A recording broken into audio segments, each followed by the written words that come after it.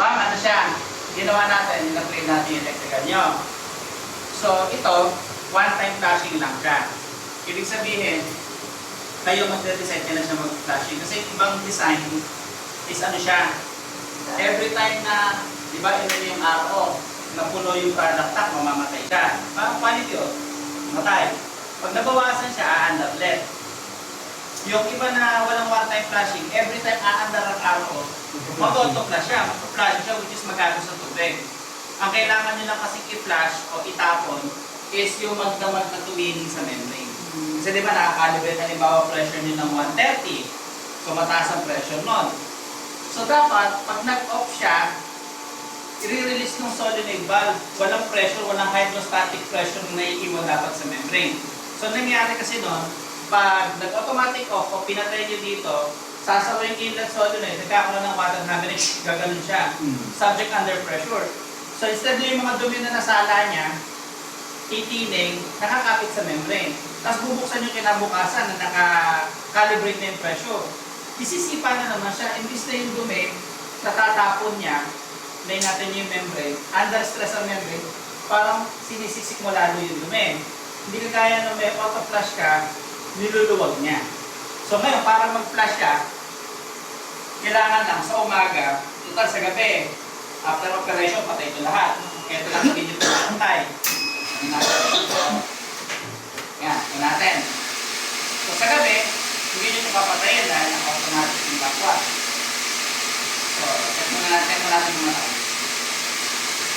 So, naka-interlock na din siya. Kahit ako mamaya ito ng interlock. Kapag hindi ito naka-on, pag pinon mo siya, hindi siya gana. Meron na siyang safety features. Kaya natin mga tayo. Tapos, set ko lang muna na 30 seconds. Matagal lang mamatay yung ano. Kala ko nga sila yung... Yan, patay na siya. So, pag pinatay ko to, ilan to, gagana dahil may pressure pa.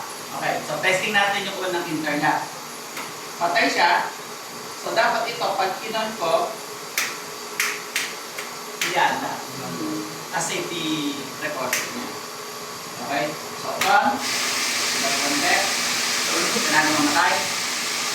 Ito naman, pag mag-repeat eh. Kasi ginawa na natin sunod-sunod. Hindi kaya na nandito. Nandito yata yung UV by nandito at UV raw product ako. Kaya ganon. Nag-turnover tayo. Ayan. So, magpapatakbo na tayo. Kung natin siya, mag-BB lang siya. Ngayon, sinato lang muna ng 30 seconds. Kasi hindi ko pa na-check yung TDS nyo at saka yung hardness kung mataas. Kung kailangan ba na 60 seconds, kailangan bang 90 seconds, depende doon sa quality ng feed water nyo. So, normal lang yung pagod na yan. Yan, ibig sabihin, nagpa-flashing siya. Kaya dalawang beses nyo lang maririnig yung tunog. Kung nag-auto-flash, saka sa morning lang naman yan, saka yung low level. Mandar na siya. Okay. So, mag-repeat na tayo. Kung natin si Prada, hindi pa siya gumagana ngayon. Kasi low level, titignan niyo yung level, nandito sa warning level. So dati, titignan niyo ba, pag warning level, papatayin yung product, ngayon hindi na. Kahit hindi niyo napansinin yung mga speaker na warning level. Kasi pag umabot sa warning level, Buksan na siya. ayan. So pag umangat yung level ng tubig, tsaka lang ito mamamatay, ito naman niliilaw. Ngayon, naka-interlock siya. Pag pinatay natin ito, mamatay dapat. Test muna natin yung low pressure switch niya, yung bullet tech. Kasi yung bullet tech, kung gumagana siya. So dapat, pag pinatay ko yung valve dito, kasi mahirap buksan yung sahag, mahirap siya rin yung talikod eh. Dapat pag sinara ko, mamamatay dapat yung araw. Patay siya mga. Tingnan niyo mga sa harap. Patay siya. Naka-off siya. Okay? So gumagana yung safety features niya. So pag inukulit yung tubig, tingnan niyo kung mag-auto pa siya, hindi. Pag inunto ka, hindi na siya tag auto-flashing kasi nga one-time flashing na siya. So paano siya magpa-flashing? Okay, natin ito. Kunyari, nagpapakot sa ngayong gabi. So bukas, kunyari Sabado na ngayon, nagpo-production kayo. So pag binuksan natin to, hindi nag-flashing dahil hindi tumunog to. So gagawin lang para mag-auto-flash, so patayin niyo lahat. Kasi sa gabi naman, patay naman to eh. Ito lang. Bilhin na nilang tao nyo. Every morning, on, off. Pag inon ko to, na kaya magpa-flashing. I-reset sa akin. Para ma-reset yung timer niya. Ay, hindi ko na agaling dito. Hindi na, tinesting lang natin yun kung gumagana naman itong kulay puti. Kasi kanina pag on natin, tak, gumaganon. Kaya kinalibrate ko lang para hindi siya magkakiti. So, ito natin mamatay. Pag nawala yung tunog, automatic, andar na yung araw. Ito na yung ilaw niya. Andar na siya. So bro, check natin pag napuno. Okay. Pag napuno siya, si product, kaya nagdagdag tayo ng dalawang ano ron eh. Dalawang float switch. So,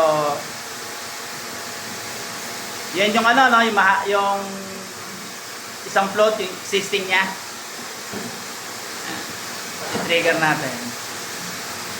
So, pag umangat yung floater nyo,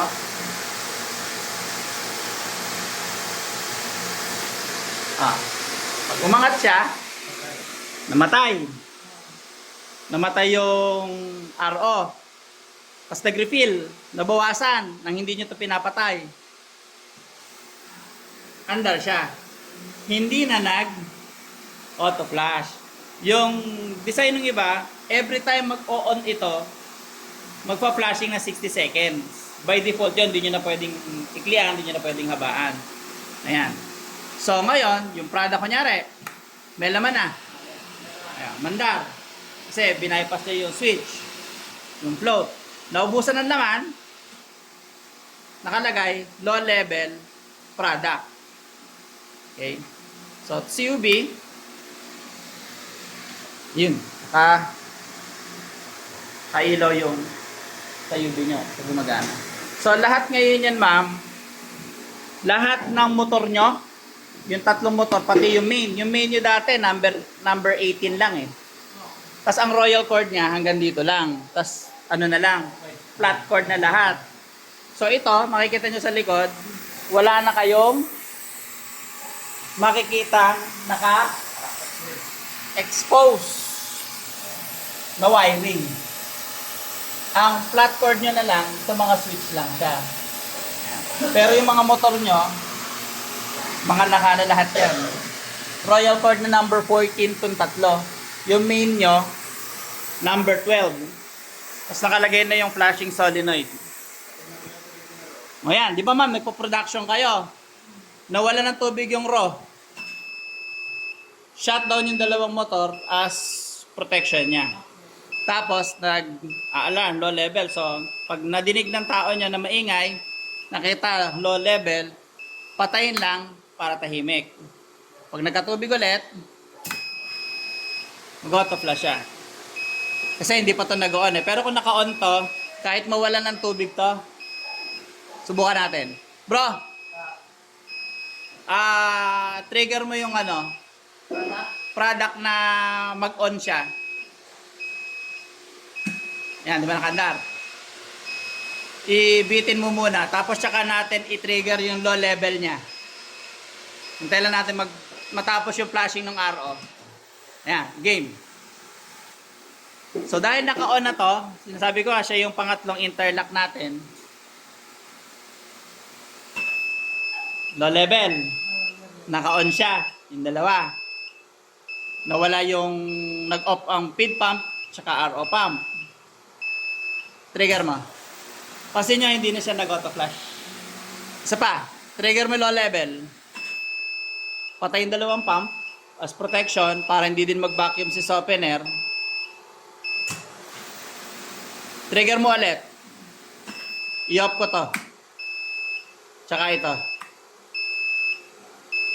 Sige. Para mag-auto flash siya, kailangan nakapatay lahat. Okay pa.